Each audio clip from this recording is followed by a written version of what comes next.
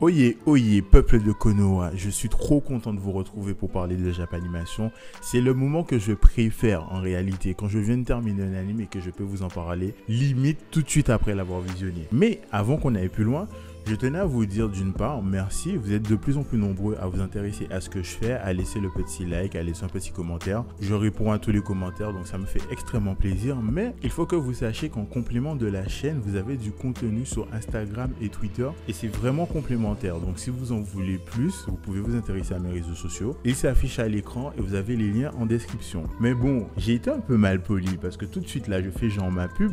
Et j'ai oublié de vous souhaiter la bienvenue sur l'émission Si tu es curieux. L'émission dans laquelle j'ai envie de vous donner de voir ou de revoir un anime. Donc installez-vous confortablement. Aujourd'hui, on va s'intéresser à un anime qui s'appelle Decadence. J'ai envie d'en parler. Pourquoi? Quand j'ai vu les premières images, je me suis dit, oulala, voilà un SNK be-like, ou du moins le premier enfant du type d'anime qu'est SNK. Et j'ai eu quelques appréhensions parce qu'on avait déjà ces choses-là avec Sword Art Online. Lorsque l'anime est sorti, il a fait un tapage nocturne incroyable et il a enfanté plein d'enfants sous le parking de la Japanimation. Et parfois c'était bien, parfois c'était nul, mais ils ont vraiment proliféré. Et donc je me suis demandé, est-ce qu'on allait assister là à la même chose pour SNK? Et c'est ce que nous allons découvrir.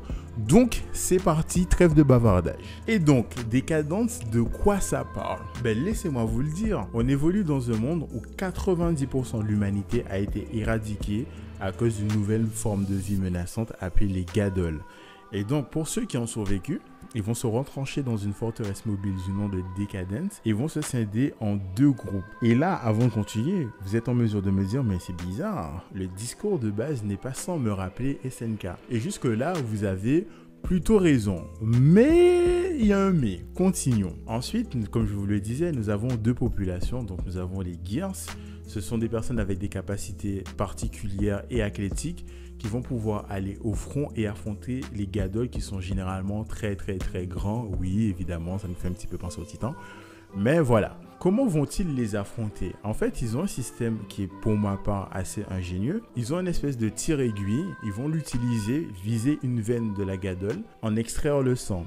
Dans un premier temps, ce sang va leur permettre de générer un champ antigravité dans lequel les Gears pourront se déplacer sans aucun problème. Mais il faudra alimenter ce système de déplacement.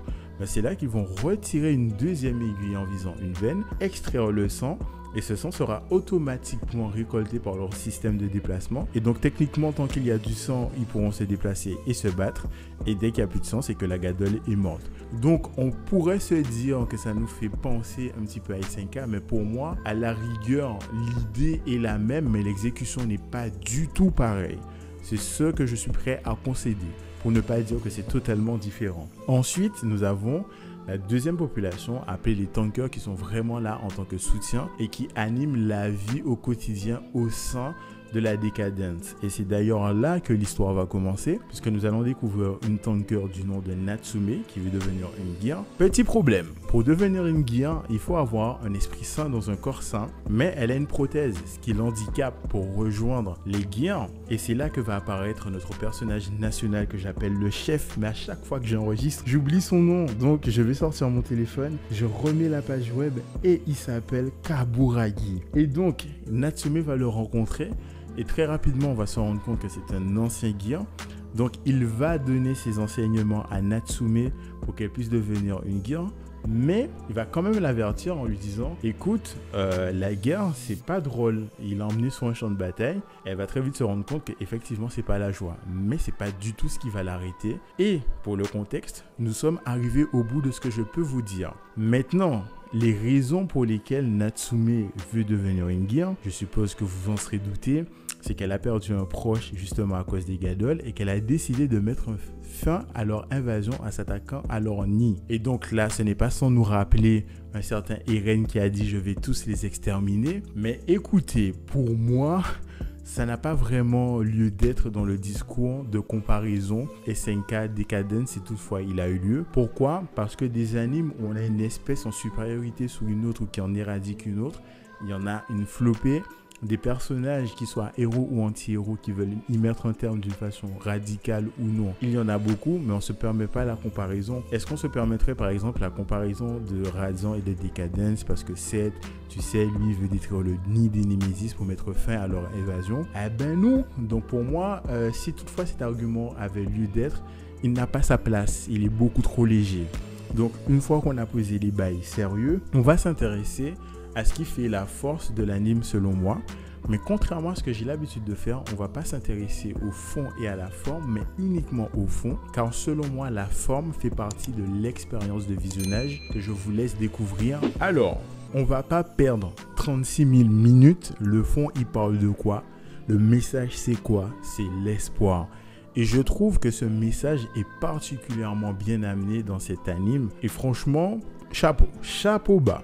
Pourquoi? Parce qu'en fait, on va dire qu'on va retrouver deux populations. L'une composée d'un seul personnage qui est Natsume, qui représenterait l'espoir, le fait de se dépasser et d'essayer d'atteindre de nouveaux objectifs. Et ceux du côté où on va trouver le chef et d'autres personnages qui sont en mode de toute façon, vu la situation, si la guerre avec les Gadol devrait se terminer, ben ce sera par leur victoire et donc l'éradication totale de l'humanité. Et donc souvent, le chef va venir voir Natsume en lui disant: tu veux vraiment faire ça? Mais regarde, ça fait des siècles que ça dure et rien n'a changé. Et là, Natsume, dans un premier temps, va lui dire: mais chef, écoutez, la première fois qu'on s'est rencontrés, je n'étais pas capable de devenir une guerre et vous m'avez montré que ma prothèse, qui pour certains était une faiblesse, serait ma force et serait mon arme. Donc c'est la preuve que une situation, quand bien même elle nous est imposée par la nature ou par un système, on peut la bousculer afin d'atteindre les objectifs qui nous tiennent à cœur.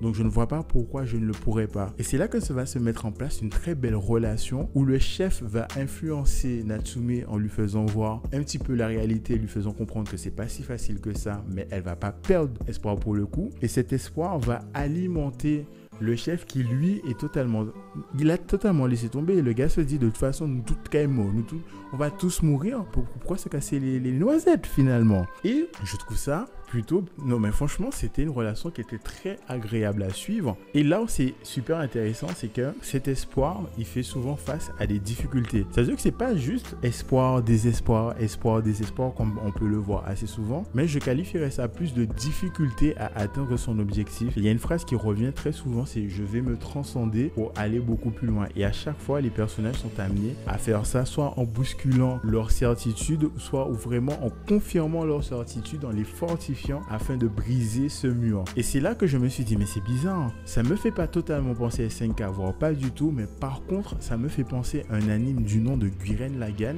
qui est un manga qui parle de mecha. Pour ceux qui seraient réticents, franchement, c'est pas gênant. Mais où en fait, on a exactement la même chose. On a une population qui est cloîtrée, mais genre dans le sol, quoi, et qui est, comment dirais-je, assujettie par le système de la nature, c'est dangereux, il faut pas sortir dehors. Et on a deux personnages là aussi qui vont s'inspirer mutuellement, se donner la force mutuellement, et ils vont d'abord sortir à la surface, puis monter dans l'espace et toujours aller plus loin pour obtenir la liberté de vivre dans le monde qui leur appartient, entre guillemets, ou en tout cas en partie. Je l'ai remarqué en faisant le montage, mais là, zéro transition, on revient sur Decadence. Et franchement, j'ai trouvé ça génial parce qu'en fait, génial, j'ai beaucoup aimé dans le sens où la forme est très intrigante. Le fond est très clair et en fait il y a cette espèce de dualité entre ce qui est clair et ce qui n'est pas clair pour finalement aboutir à quelque chose de robuste à la fin qui franchement fonctionne très bien. Et en ce sens, pour moi, c'est un anime que vous devriez aller voir, expérimenter. Et si effectivement vous avez kiffé ou pas du tout, revenez me le dire en commentaire. Si vous avez kiffé ou pas cette vidéo, revenez me le dire en commentaire. Le petit pouce bleu, le petit pouce rouge, c'est comme vous le voulez. Mais en ce qui me concerne, je vous souhaite une excellente et belle vie en espérant que je vous ai donné un minimum envie d'aller voir Decadence. Au revoir, merci. Au revoir, merci. Au revoir, merci.